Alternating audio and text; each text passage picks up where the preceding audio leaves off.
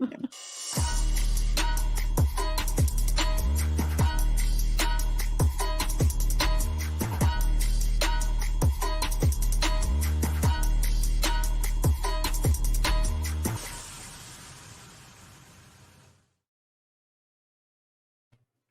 everyone, welcome to another episode of the Fantasy Debate with Sam Tate, brought to you by drroto.com.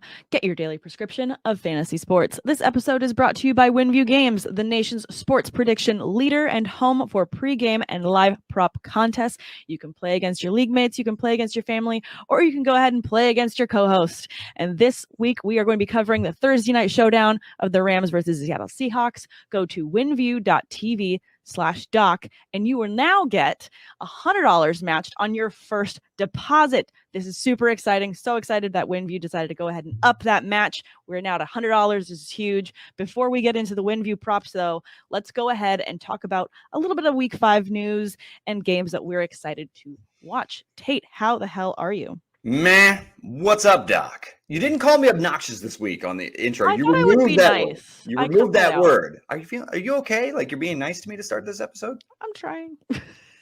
Thank you. Personal growth?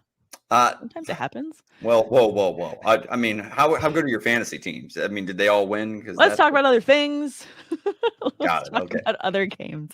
Actually, no. My work league, I am absolutely killing it in. Of course, it's like the one league that nobody pays nearly any attention to fantasy sports. So it's like I'm killing it in that league. But in all the other super intense analyst leagues that I'm in, I'm dying. It's terrible. I'm sorry to hear that.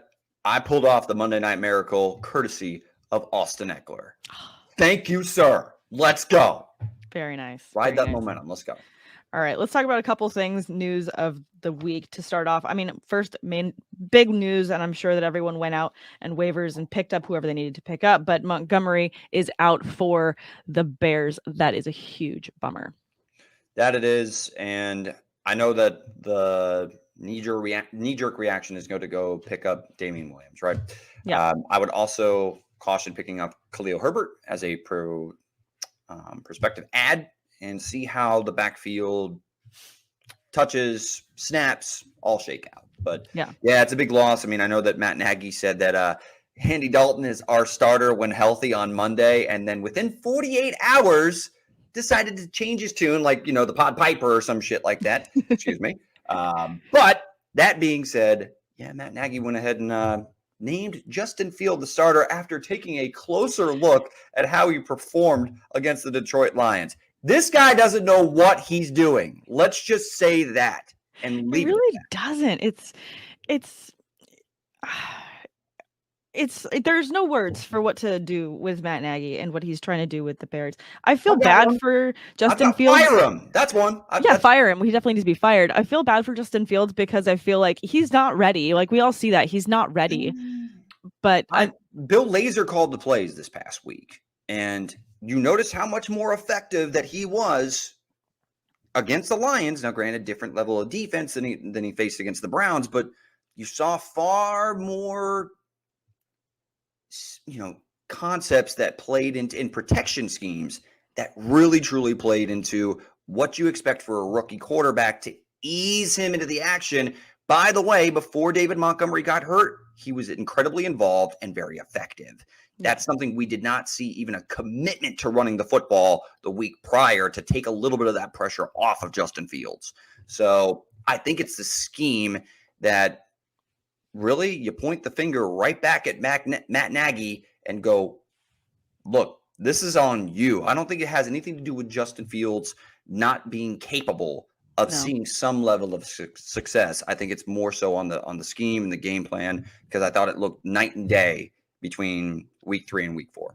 So does that mean you're hopeful for Justin Fields' fantasy potential going forward this season? Hell yeah. I think the next time the Bears put forth a clunker, we may see Matt Nagy on the way out the door. I mean, this dude just is in over his head. And it's been like that for a while now. There's still talent on this roster. They've got issues. I don't think they're a contender in the NFC, but they've still got a competent roster, and in particular on the defensive side of the football. So, yeah, I do think that Fields is going to see some level of fantasy success. in particular now, no David Montgomery, which does hurt him a little bit because you can't lean on that. But I still think we're going to see plenty of Justin Fields and the reason why he went number 11 overall. And hopefully a decent enough floor for those that went out and picked up Williams to supplement their Montgomery shares. He's dealing with a little bit of a hamstring injury. Keep an eye on that. All right. Moving on to another injury that's probably, it's about that time of year that we put Will Fuller on IR, right? Yeah. I mean, death taxes and Will Fuller on IR. The things that we can count on every year. So, he's going to be out for this one, but the Dolphins are playing your Bucs this week. Is there a particular pass catcher in Miami that you like more this week than others? I mean, we were talking off screen about Parker, a little bit about Waddle. I personally love Gesicki. Is there one that you like over those three? If I had to play one in DFS, I would prefer to go with Jalen Waddle, strictly because he's the best big play threat they have, and the Bucs are probably going to be without Antoine Winfield, who suffered a concussion. Carlton Davis got hurt, suffered a quad injury just last week. Of course, Jamel Dean and Sean Murphy-Bunting are already on the shelf. I mean, it's Richard Sherman and anybody that they can find that has a pulse and can backpedal and turn their hips, which, I mean, I just threw in my application. I didn't get a call back. I was just going to ask. I'm like, hey, when are you going to start? They're not that desperate yet. So, but a point is, Waddle's a big play threat. I mean, I think Parker's going to have a nice week too. Gesicki's certainly an option, but similar to everybody's struggle against the Bucs as far as running the football, I'm not starting any of the running backs. Myles Gaskin, Salvin Ahmed, Malcolm Brown, nobody. No. Pass catchers, yes. Pass catchers. Okay. Well, let's also talk about the signing that the Panthers just made and that they pulled Stephon Gilmore. So, I mean, I feel like we already talked about how the Panthers defense is better than I think most people expected this season. But having someone like him join the roster in week 5, I mean, to me, that's exciting because not only does he bring all of his veteran pedigree to a team that's already doing well, I think that this is an exciting move for them. Well, it's an exciting move, and you start to think if and when they get J.C. Horn back, hopefully at full strength, ready to go, and then you combine that with C.J. Henderson, there is a lot of talent in this secondary, and then you combine that with, I think, one of the better young defensive linemen pass rushers in Brian Burns up front to go with Derek Brown, who they selected first round last year.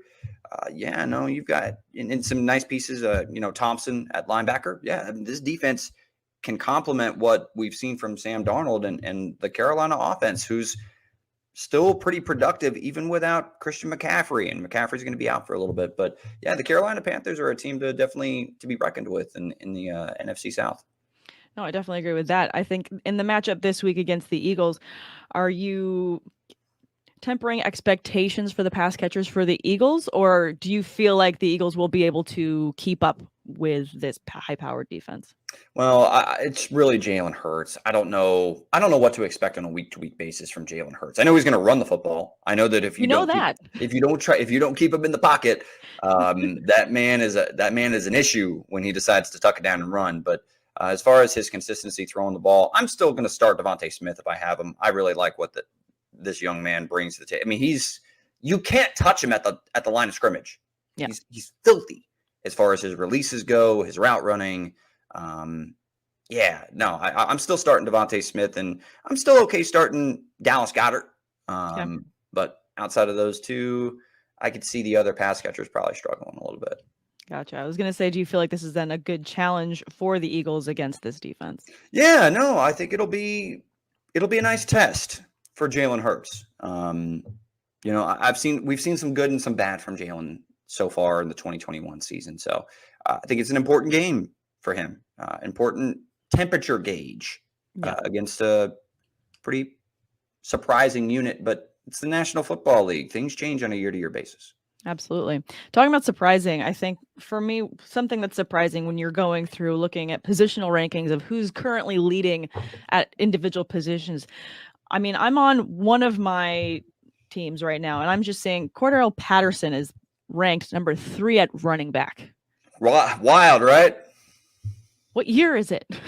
This has never happened. What are you talking about? I know, but still, like, this doesn't make sense. Like, this is weird. And then you're looking at the numbers and you're just like, yeah, this is good. And he's got a Jets matchup this week. Is this something that going forward, is Cordell Patterson going to finish in top 10 for running backs this season? So what is encouraging in PPR leagues, because the touchdown volume, that's probably going to be volatile, like all touchdown. Sure. Maybe he's not going to get 3 passing touchdowns every game. But I mean, he scored 2 in week 2, Mhm. and every single week of the season, he's at least seen 9 touches every single week in the passing game. Sam, that's where he's making his mark, and where I think he's definitely a stardom and forget it type of running back in PPR right now. He's gotten at least 6 targets each of the last 3 weeks, caught at least 5 balls each of the last 3 weeks. So you're getting somewhere around 10 to 12 touches, and most of them are that nice floor in a PPR. So he gives you that big play upside because Patterson can still boogie. So I think he's definitely running back 2/flex worthy on a week-to-week basis in PPR formats. Absolutely. I think at the very least running back 2. It's just, I think maybe it's just weird for me to slide him into those top positions and then feel good about it every time, because it's still weird. It's just weird. Well, he's only seen, the max that he's seen is only 7 carries, right? And Sure. we're programmed to think that a guy who is a top 10 back is going to see somewhere around at least 10 to 15 carries on a week-to-week basis, right? So, I mean, really the only other, but we have seen like these hybrid tweeners, a la, Austin Eckler, who just get a high amount of volume in the passing game. James White also comes to mind, where they're fantasy relevant because of their weekly floor in the passing game. So I think that Patterson falls into that category. The thing is, though, is Patterson also adds that big play element, which makes him an enticing high upside, lows, or at least moderate ceiling or floor, excuse me. So he's a nice start on a week-to-week basis. Yeah, it's just weird. I gotta just get used to it, I guess. I have a lot of shares of him because I went through a massive buying spree of running backs in the first couple weeks when I realized that I had so many injuries across the board on all of my teams. So I have him on a lot of teams, and it's just like, okay, so I'm looking at my top, like for me in one league, I have Josh Jacobs and Aaron Jones in my top 2 positions. Am I sliding Josh Jacobs into my flex and putting Cordell Patterson up higher? Like, is that what I'm doing? Is this what the world has come to? I don't know. I will say the only thing that I urge a little bit of caution to is the snap count. Like, he hasn't ever logged 50% of the snaps on any week. So he's been incredibly efficient and productive with his opportunities. I don't, again, the big play volume, the scores are not going to be there every week. Yep. But if you can count on 4 or 5 receptions for 50 yards in the passing game, and then of course, whatever he gives you on his 5 to 10 carries in the rushing game, I think that gives you a nice running back 2/flex worthy floor on a week-to-week basis. Okay. I can be okay. I know it's hard. I'm it's trying weird. I'm trying to convince you to be okay with Cordero Patterson. Well, these things keep me up at night, and that's why I don't sleep. So don't start him over Aaron Jones or anything like that. But no, we're not there yet. My goodness, no, that would be horrible. Pump the brakes on it. But yeah, he's definitely. I feel confident in him, his role moving forward. Yeah. Awesome. All right. Well, before we move on to our WinView props of Thursday Night Football, I want to talk about one more game, which would be the Sunday night game of the Bills versus the Chiefs. Let's go. I feel like this is going to be the game where at the end of the day on Sunday, when you're looking across the stats and you're just like, I need a miracle. This is going to be the game where hopefully you're going to be getting a lot of points from everybody, because I feel like this is going to be a shootout. Josh Allen. I don't know, but I think it'll have like the feel of like a slower start. Sure. But once both teams start opening it up and start scoring, then we're just going to see the floodgates open and both teams. It's going to be a track meet. It feels like. I feel like it's going to be a track meet. You know, as encouraging as the Bills' offense has been the last 3 weeks, I still don't know if they can rely on the running game. That balance. Are the Chiefs going to be able to hone in on Stephon Diggs and try to at least allocate their resources to slow down the Bills' passing attack? I don't know if they're going to have a ton of success. By the way, Dawson Knox, knock. Maybe this dude's a top 10 tight end. Yeah, just so this guy's good. I like him. But he's finally holding on to the football is the thing. So, but no, I mean, Mahomes and I mean, Tyreek Hill, we saw what happens when you don't, speaking of allocating resources, when you don't double and triple team him, it seems like, and make sure that you have safety help over the top. Whew, this is how bad one of my teams is. I had Tyreek Hill, and I lost that week. Yeah, that team sucks. Yeah, it's not good. It was rough. I don't understand how I managed to lose, but also I lost by 4. I ran into Debo. I have Debo Samuel, but I also ran into him in one league, and I barely survived. When you have those big 30, 40 point performances and you still lose, you're looking at it shaking your head like this is not. Tums. It's already making me upset. Like the building's on fire around you. This is okay. We'll be all right. This is not fine. I'm sitting there with the cup of coffee and I'm like, this isn't okay. So, but no, I expected this is going to be a high scoring game, and we're going to see both young franchise quarterbacks shine out. So who do you got though? I'm curious. Who I got winning? Thursday night game. Who do you got? Chiefs, Bills. Chiefs, Bills. I don't know. I kind of feel like I'm kind of feeling crazy, and I feel like maybe Josh Allen takes the win here. I still think the Kansas City Chiefs, even though they looked better against Philadelphia, they were actually trailing at one point in that game. It was early, but they've had some trailing moments this season that they haven't had. So I feel like Josh Allen's hungry enough that I think that he's going to upset the Chiefs.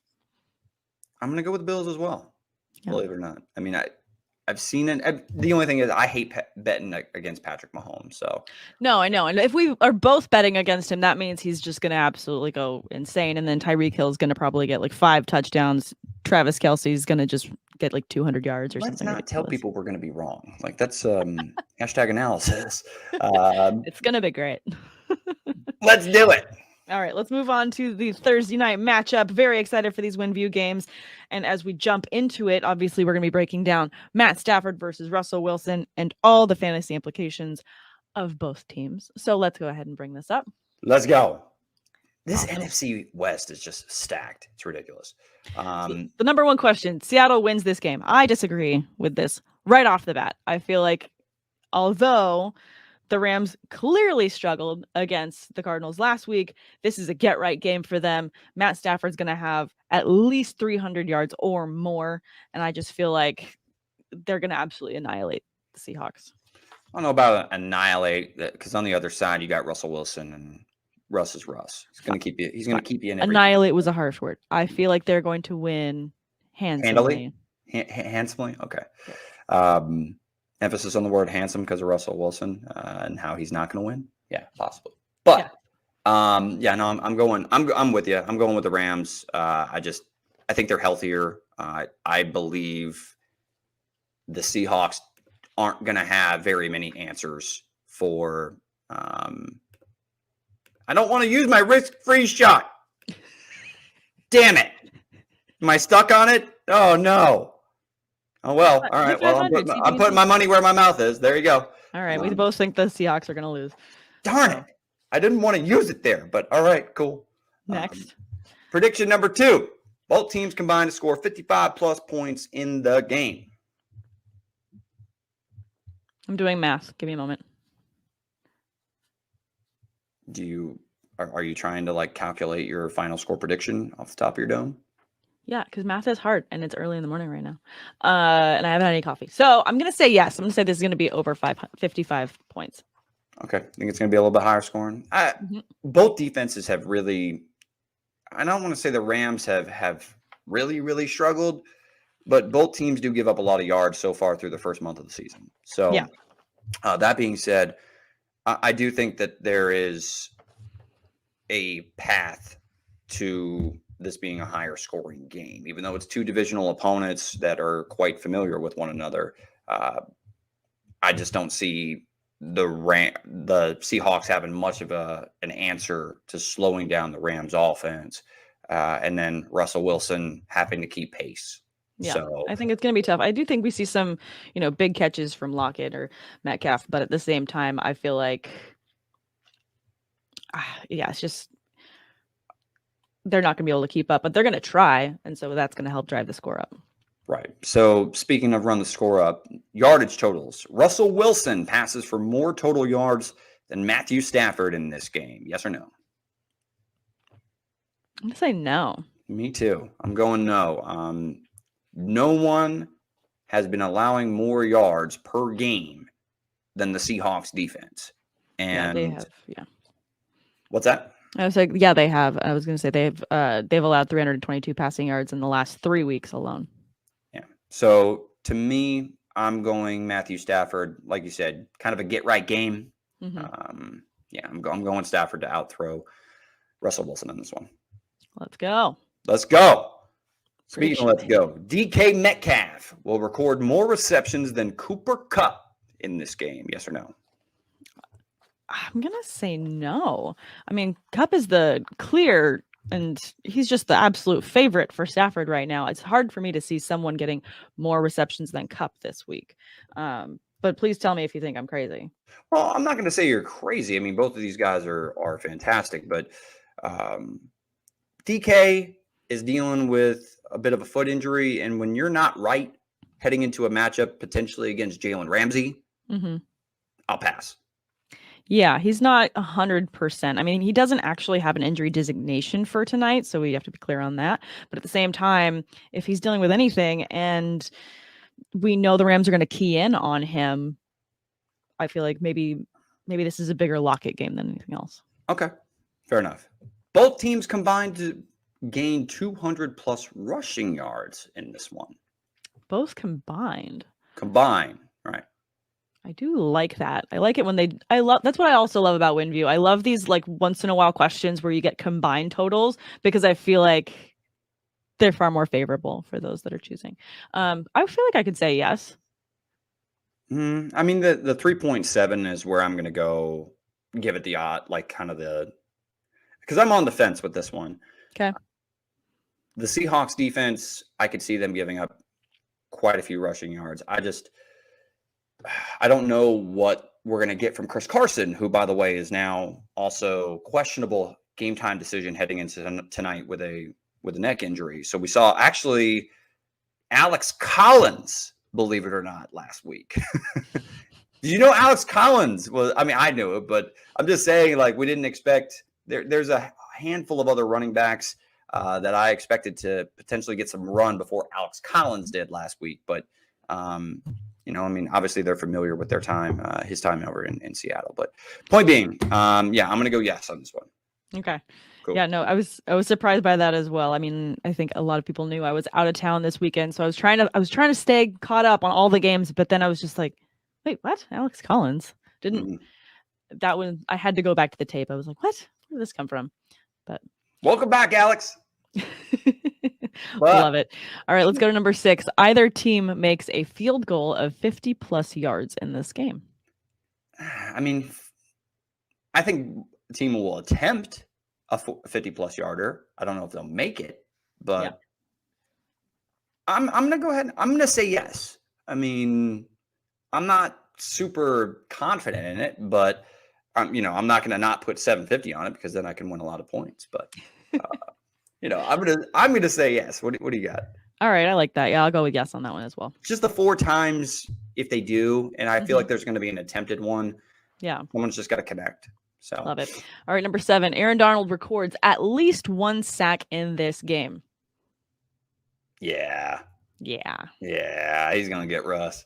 Yeah, I feel like it. I feel like he will. He's gonna get after it. I like it. Yeah, I'm not betting against Aaron Donald. Russell Wilson rushes for 30 plus yards in the game. I'm going to say no. No? No, I mean, he hasn't rushed for more than 26 in a game, and he only rushed for 26 just last week. Correct. Yeah. No, I was going to say, as far as a yards per game basis, he has not even crossed the 30 yard threshold yet. So. I mean, if he had some more consistent games of having at least 20, but I mean, he's had 2 games where he rushed for any sort of semblance of yards, and one was 16 yards, the other was 26. It's like, that's not really a lot for me to get excited about to say over 30. Right.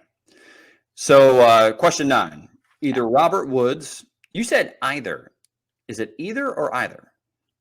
I think it depends on how you want to live your life. Potato, potato, Yeah. tomato, tomato. Okay, gotcha. Either. Woods or Lockett records the longest reception of the game?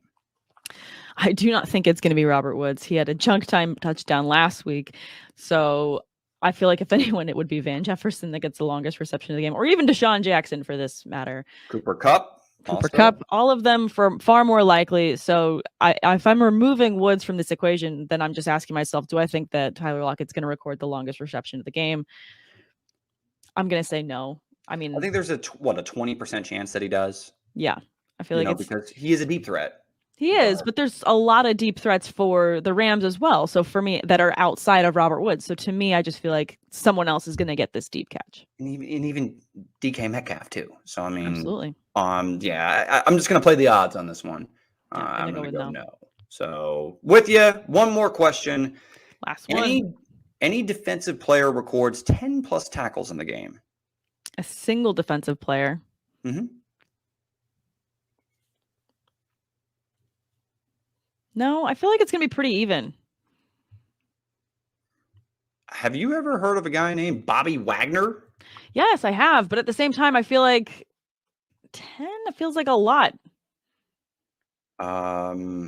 Well, Bobby Wagner has had 10 plus tackles in every single game this season. Okay, well, forgive me. He's not on my IDP. Bobby. Fine. Yeah. It's like I'm not going to call him a water boy. I mean, because it was Bobby Boucher, Bobby Wagner. They don't have a lot in common other than their first name. But I'm going Bobby Wagner. So, hell yeah. In fact, that's what I wanted to spend my one shot on when I was taking a look at these questions earlier. Okay. And, of course, I accidentally clicked it. Somebody help me out at WinView Games. I want my risk-free one shot back. But there it is. That's all right. Well, I love your confidence in Bobby Wagner getting those 10 plus tackles. Thanks again, WinView Games, for upping that deposit match of $100. Guys, go to winview.tv/doc and get that up to $100 deposit match when you first sign up. Super excited for this matchup overall, though. I mean, personally, I have to go and look at every single one of my rosters to make sure that I have preset these lineups correctly. There's a lot in this matchup. Yeah, there's a lot of moving parts, but it's Thursday night football. It's a good matchup on Thursday night. Good matchup, yeah. And we've been treated to a lot of good primetime football so far in 2021, and I'm hoping and expecting this one to live up to the hype, even though I think the Seahawks are a little outmatched and a little dinged up. But I'm never counting out Russell Wilson. No, for sure. I feel like this is definitely going to be a fun game. We're definitely been treated to some amazing Thursday night games. It's like they heard all our complaints last year. Yeah, I mean, there was a lot of Thursday night duds. So. There was some pretty bad games, but hey, they've righted the ship. They got the schedule right. We're excited. Guys, thank you so much for tuning in to the Fantasy Debate with Sam and Tate. Check out all the other content on drroto.com, DFS tools, as well as premium access to our staff for all your fantasy sports questions in the members-only Discord right here at drroto.com. Thanks again, guys. Until next time, later, says the Tater. You didn't cut off my sign-off line. No, I gave it the correct pause, so I didn't cut you out this time. Thank you. All right, thanks, guys. Thanks for stopping by the office. Get your fantasy prescription by subscribing to the channel and checking out drroto.com. And until the next visit, be well and